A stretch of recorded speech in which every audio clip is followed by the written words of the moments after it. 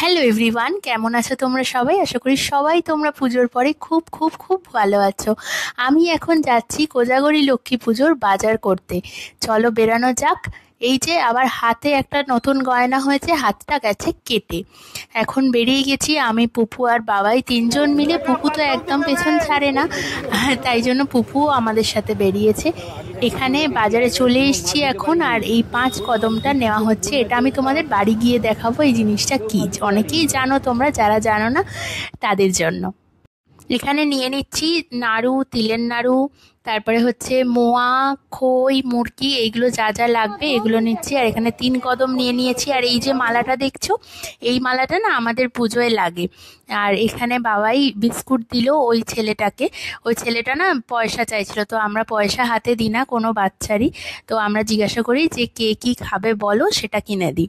তো তাই জন্য বিস্কুট কিনে দিল। আর এই যে 5 কদমের কথাটা বলছিলাম, এই যে 5 কদম আর ওপরে ধানের যে ছড়াটা ওইটা লাগিয়ে দিয়েছি।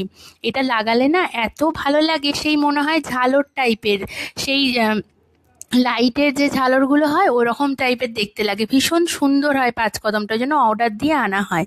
আর আমাদের এই লক্ষ্মী ঠাকুর কিন্তু কোনো মানে মূর্তি নয় বা পিতলের কোনো লক্ষ্মী ঠাকুর নয়। লক্ষ্মী ঠাকুরটা আমি নিজে হাতে বানাই। এই যে আমার গাছ কৌটোটা দিয়ে একটা কুনকে নিয়েছি, তার মধ্যে পুরো ধান ভর্তি করে দিয়ে গাছ কৌটোটা আমার বসিয়ে দিয়েছি বিয়ের। আর পাশে যে ধানের গোলাগুলো দেখছো, ওর মধ্যে যেন ধান একদম সম্পূর্ণরূপে ভরা থাকে, এইরকম উপচে যেন পড়ে ধান। এই জন্যই এই গোলাগুলো দুপাশে দুটো রাখা হয়। আর লক্ষ্মী ঠাকুরের সব থেকে ফেভারিট জিনিস হচ্ছে 3টে। এক হচ্ছে গোলাপের আতর, এক হচ্ছে আমলকি, আর এক হচ্ছে পদ্ম ফুল। এই 3টেই দেওয়ার চেষ্টা করি প্রত্যেক বছর। সবাইকে গুড মর্নিং। এই যে পুপু এখন উল্টে শুয়ে ঘুমাচ্ছে, আর হচ্ছে লবঙ্গ তাকে পাহারা দিচ্ছে। এখন এই যে মিষ্টি এনে দিল বাবাই। এখন ওপরে চলে এসেছি আমি ঠাকুর ঘরে, ফুলও এনে দিয়েছে। আর কালকে যে আতরটা তোমাদেরকে দেখিয়েছিলাম, এই আতরটা লক্ষ্মী ঠাকুরকে এখন লাগিয়ে দিচ্ছি, যেহেতু তার পুরোপুরি সাজ হয়ে গেছে কমপ্লিট। আর এই যে পদ্ম ফুল বললাম না লক্ষ্মী ঠাকুরের খুব প্রিয়, তাই জন্য এটা ঘটে দিই প্রত্যেক বছর। আর এখানে 5টা পান, সুপারি 5টা, কড়ি 5টা, আর 1 টাকার করে কয়েন 5টা দিয়ে সাজিয়ে দিয়েছি। আমলকিটা এখনো বাবাই এনে পারেনি, আমলকিটা পাওয়া যাচ্ছে না, জানি না পাওয়া যাবে কিনা। মা লক্ষ্মীর ইচ্ছা হলে অবশ্যই পাওয়া যাবে। এখানে মাকে সিঁদুর পরিয়ে দিয়েছি, আমার একটা সোনার হার পরিয়ে দিয়েছি। আর মায়ের সিঁদুরটা মাথায় দিয়ে নিলাম নিজের। ঘটও বসানো হয়ে গেছে। এই যে বাবাই খানিকক্ষণ পরে আমলকিটা আমাকে এনে দিল, পানের মধ্যে আমলকিটাও দিয়ে দিয়েছি। আর এখানে 3 কদমটা দেখো লাগিয়ে দিয়েছি। এগুলো ঘরে লাগালে না মনে হয় চারিদিকে লক্ষ্মী হাঁটাচলা করছে, এরকম একটা ফিল হয়। আর জানো আজকে শাঁখাপলাটা পরেছি, তো এই শাঁখাপলাটার এক জোড়া আমি কিছুতেই খুঁজে পাচ্ছি না। আমি বললাম কোথায় রাখলাম, আমি একটু ভয় পেয়ে গেছি, যেহেতু সোনার জিনিস ভয় তো লাগবেই। যাই হোক, তো দেখি তারপরে শোয়ার পর দেখি যে পুপু হাতে পরে বসে রয়েছে। দেখো হাতটা কি অবস্থা। আর জানো তো সকালবেলা পুরোহিত আসার কথা ছিল, কিন্তু জানি না পুরোহিত এলো না কেন। ওনাকে বলাও ছিল এই এই পুজোটা আর আমাদের জন্মাষ্টমীর পুজোটা পুরোহিত দিয়ে হয়, কিন্তু যেহেতু পুরোহিত আসেননি, কি আর করা যাবে। তাই জন্য নিজেই পুরোহিত হয়ে গেলাম। ঘরের লক্ষ্মী ঠাকুরকে আমি সারা বছর পুজো দিই, তো আজকের দিনে কেন নয়। এই যে মোবাইল তো আছেই ভরসা, ওই জন্য ভাবলাম যে মোবাইল, ওই যে বলে না যে দেশে পুরোহিত নেই সেই দেশে কি পুজো হয় না, অবশ্যই হয়। তো নিজেই ওই জন্য মা লক্ষ্মীকে পুজো করবার মনটা না সকাল থেকেই হচ্ছিল যে যদি একটু নিজে পুজোটা করতে পারতাম। এত সুন্দর করে সাজালাম। দেখো সত্যিই মানে এক একটা কথা বলে না লেগে যায়। ওই জন্য আমি এই পুজোটা করছি। চলো পুজোটা দেখে নাও তোমরাও, আমিও করে নিই পুজো।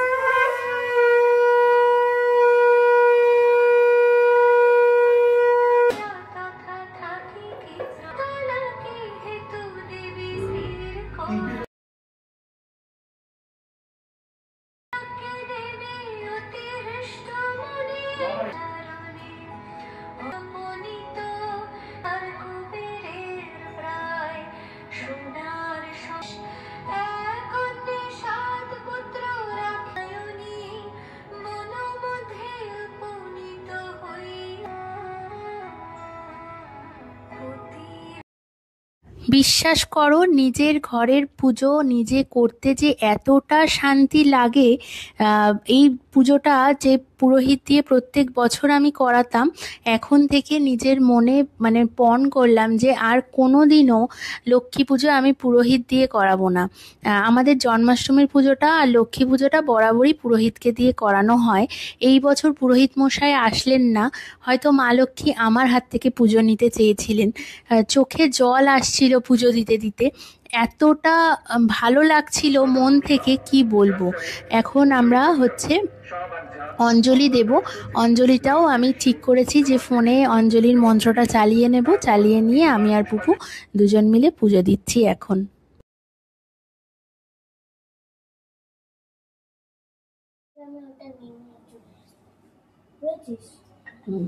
আমি এটা নিয়ে চলে যাচ্ছি।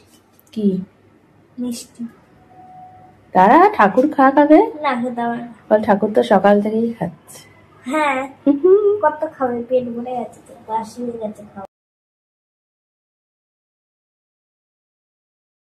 আমার তো পুজো হয়ে গেছে, এখন যাব একটু ও বাড়িতে। তো এই দেখো ও বাড়ি চলে এসেছি কথা বলতে বলতে। এখানেও পুজো হবে, সব জোগাড় হচ্ছে। আমি পুজো করলাম, চিন্তা করো, কিন্তু খুব ভালো পুজো করেছি।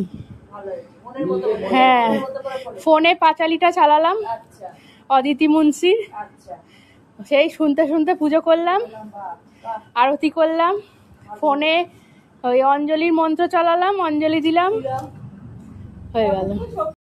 আমাদের এই পুজোটা না হতো না আগে। আগে আমাদের ওই কালী পুজোর দিন যে পুজোটা হয় সেই পুজোটাই হতো বরাবর, কিন্তু এখন যেহেতু দুর্গা পুজো হয় তো ওই জন্য কোজাগরী লক্ষ্মী পুজো তো করতেই হয় দুর্গা পুজোর পরে।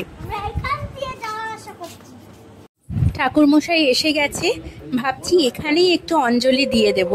যদিও আমি বাড়িতে একা একাই দিয়েছি বললাম তোমাদেরকে। তো এখন পুজো শুরু হবে, পুজোটা দেখে নিই চলো।